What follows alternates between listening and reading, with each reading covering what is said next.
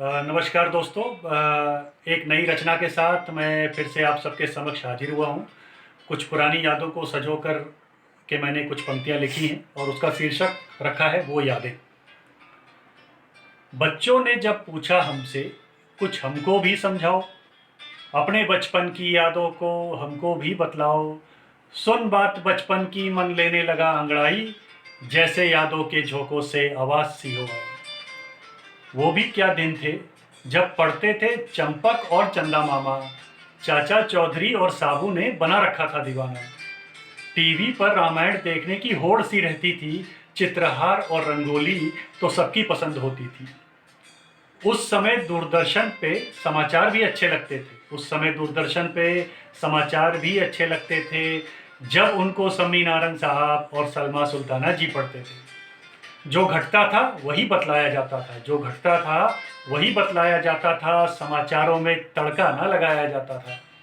Cricket के मैचों को रेडियो पे सुना जाता था क्रिकेट के मैचों को रेडियो पे सुना जाता था और कमेंटेटर के बोलने से रोमांच बढ़ जाता था।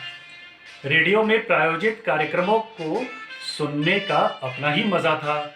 अमीन सयानी साहब का अपना ही लहजा था। संस्कृत की खबर बलदेवानंद सागर साहब सुनाते थे संस्कृत की खबर बलदेवानंद सागर साहब सुनाते थे और देवकी नंदन पांडे जी हिंदी और अंग्रेजी में खबर बतलाते थे। फिर एकदम से केबल टीवी का दौर आया जिसने चौबीसों घंटे हमको अपने समक्ष बैठाया। धीरे धीरे लोगों का मिलना जुलना भी कम हो गया और देखते ही देखते सब अपनी धुन के हो गए और आपसी संबंध ना जाने कहाँ गुम हो गए। हर त्योहार को मिलकर सब मनाते थे। उन दिनों की बात है, होली ईद दीपावली में सब ऐसे मिलजुल जाते थे। शादी ब्याह का माहौल एकदम अलग सा रहता था। लड़की की शादी में घराती, लड़के की शादी में बाराती, पूरा मोहल्ला परिवार सा दिखता था। 26 जनवरी और 15 अगस्त की तैयारी कुछ इस तरीके से होती थी। महीने भर से स्कूलों में रिहर्सल शुरू रहती थी।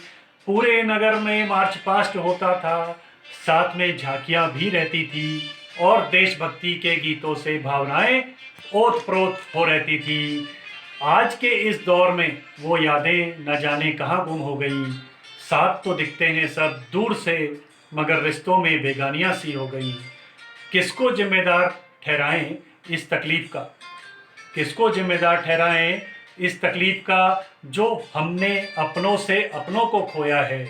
वक्त की तेजी को पकड़ने की खातिर हमने इंसानी रिश्तों को धोया है। कह सकते हो कि दुनिया है तुम्हारी मुट्ठी में, दे सकते हो झूठी तसल्ली दिल को, मगर आज भी जब दिल छलकता है आंसू बनकर तो क्यों ढूंढते हो किसी अपने को। तो अब भी संभल जाओ, अपनों से मिलो और उनके हो जाओ।